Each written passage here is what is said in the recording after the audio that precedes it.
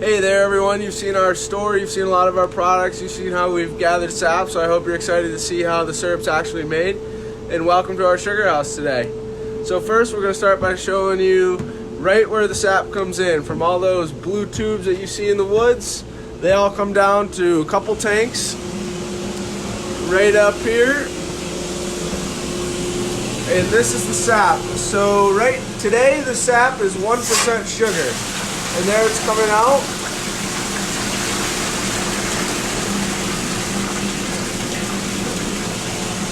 Typically sap is about 2% sugar, but because we're on the last days of the season, it's actually about 1% sugar. So what that means is it's going to take us 80 gallons of sap to make 1 gallon of syrup.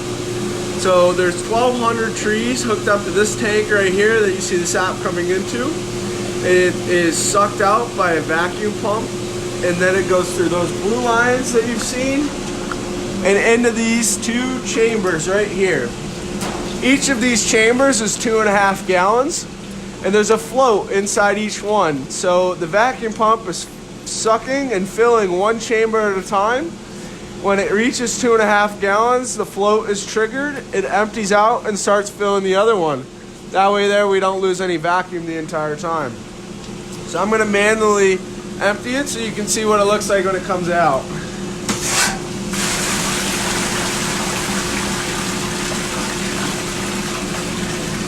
So the sap's flowing pretty good now that it warmed up today. You can see these tubes right here it's connected to, and then it comes right into here, if you can see in there. Now right now our vacuum pump says that we're about 19 inches of mercury. Normally we want to be at 23 inches of mercury. That means we're getting A+ on our report card. But today we're a little low, so what that means is we have a leak somewhere in the woods. Now we don't really have the time today to go up and check that leak because we're boiling, but we'll have to do it tomorrow, I guess. So then from here, the sap empties out and goes down to what we call a reverse osmosis machine. Now this machine saves half of our boiling time. It does that by sending the sap through a membrane that separates the water from the sugar. So if we come over to this tank here, we can see how much water we've actually taken out today that we won't have to boil down. This is a 1,200 gallon tank. It's just under half full. So we have about 400 gallons of water. That water will be used to clean out the reverse osmosis machine and maybe some other cleaning in the sugar house if we have any left over.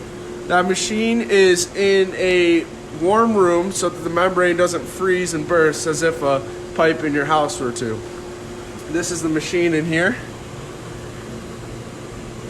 So after that, we send the concentrate, which is the product of the reverse osmosis machine, up to this. Oh, hello, sorry.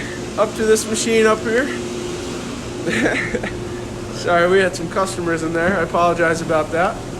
So from that tank there, we send the sap, or the concentrate, after the reverse osmosis machine, and the evaporator here through this white pipe. From that white pipe, it goes into the first pan, which is called the steam away. The steam away uses the steam from the pan below it with some air that's sent through it to start the boiling process in our evaporator. Now, the other feature of this pan is that it collects a half a gallon of hot water every minute. So this hot water right now is 160 degrees. With that, we're able to clean up all the sticky messes that we make in the sugar house. Most of them, this might be my fault. But then it goes on to this next pan called the flue pan. The flue pan has slits in the pan so that the fire goes right next to making direct contact with the syrup. And after that, we go into the syrup pan. Now the syrup pan is where we, and then it becomes syrup and onto your table. So we'll take a good look at the flue pan over here before it goes into the syrup pan. Right in here.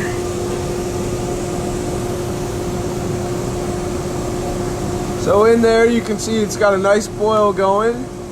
We have the foam controlled because we have a defoamer up at the top. And then here you can get a good look at that hot water coming out. You can see just how hot it is with all that steam.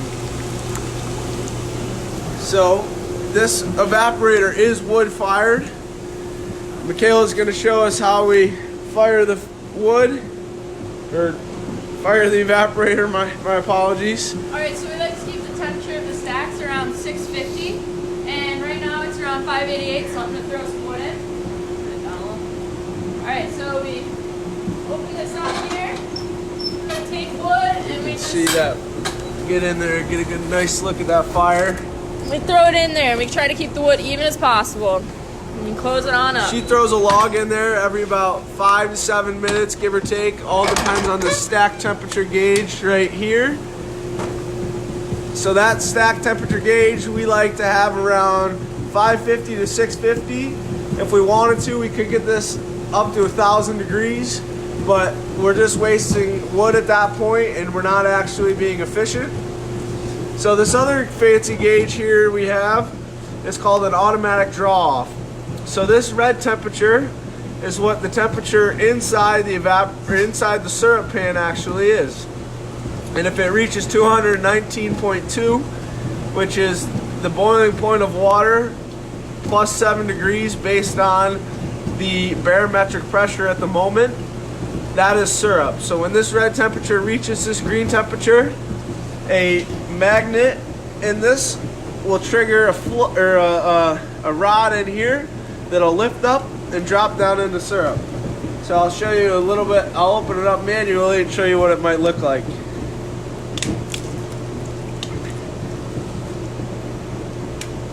And that's what it would look like when it was time to boil, or time for syrup to come out.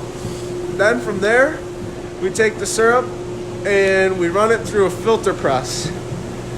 So what this does, this machine takes out all the impurities that might be in the syrup.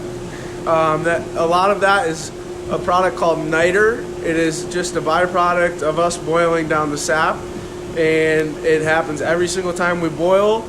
It's just, we call it, the short name for it is sugar sand, but it has no good flavor to it, so we want to take it out and not put it in your bottles because nobody wants it on your pancakes. So from the filter press, we put it in these barrels you can see here. These barrels are filled and stored, so when we run out of syrup in the store, we take them out and we fill them. Another cool feature that Michaela loves to use, she's going to show us, is her wood cart. Michaela, show us how this wood cart's used.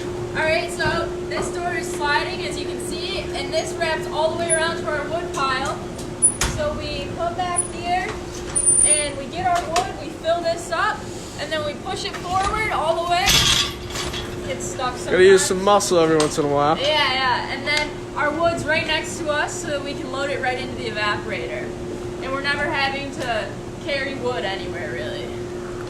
So, as athletes, we need a little bit of a workout now with all the gyms closed, so I'll show you to our gym. Right here, we've been chopping some wood. We gotta stack it, of course. And then back here is where our wood pile is that we fire the evaporator with. So that track Michaela actually just showed us is up here, and it comes all the way back to the back of our wood pile. As you can see. So we're gonna have some wood left over, but we definitely got our work cut out for us, Michaela, for the semester now that we're home. I don't know if she's gonna be happy about that. We're gonna be cutting down some trees. So then out here, I'll give you a little look at cleaning the pan. What we did is we put some hot water in it. This is a syrup pan. We have 2 syrup pans. So today we cleaned one, we put it on there that you saw. And this is another one we're cleaning at the moment. This hot water, we're letting it sit in the sun to get all that niter off the sugar sand I talked about earlier. It sticks to the pan and it makes the syrup darker. Darker syrup, it does have a lot of flavor to it, but sometimes it can have an off flavor if we weren't to clean the pan, so we want to make sure we do that. So to get a good look, I'll bring you up to some of the trees that we have.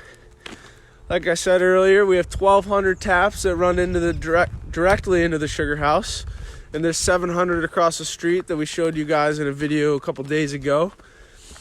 So these trees, we actually had to re-tap. We tapped them a little early because I was going to school and I had Christmas break and I wanted to tap them, get them out of the way.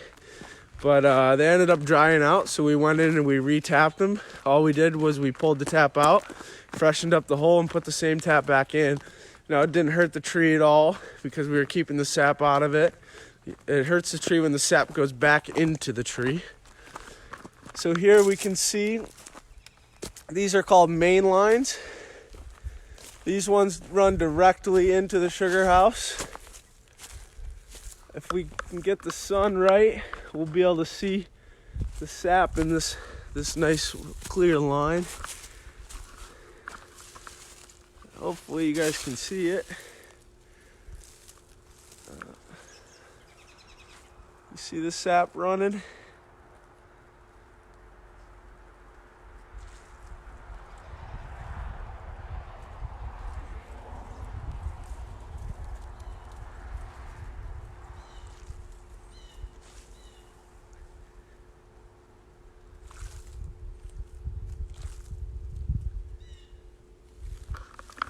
Hopefully you were able to get a good look at that.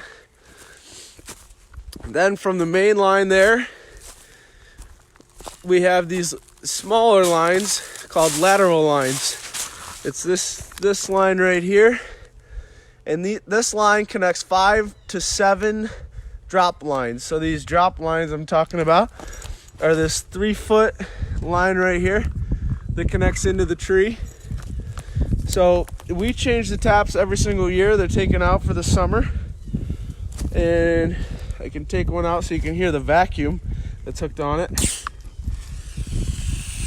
If you can hear that little buzz, that's how much the tree is getting sucked by that vacuum pump. And there's miles of tubing, and it sucks the same all the way up to the top. So we put it back in. Should get a good look at the sap coming out again. This one's a little dry. There's some in it, but... Well, that's pretty much all. That's how it's made. There's always some tricks that we're learning. We have some great guidance that help us out, luckily. But I'll give you a good look here at the top of the sugar house. You can really see that steam coming out of the doors. The sun is out today. It is a beautiful day. So here's the steam coming out of our sugar house.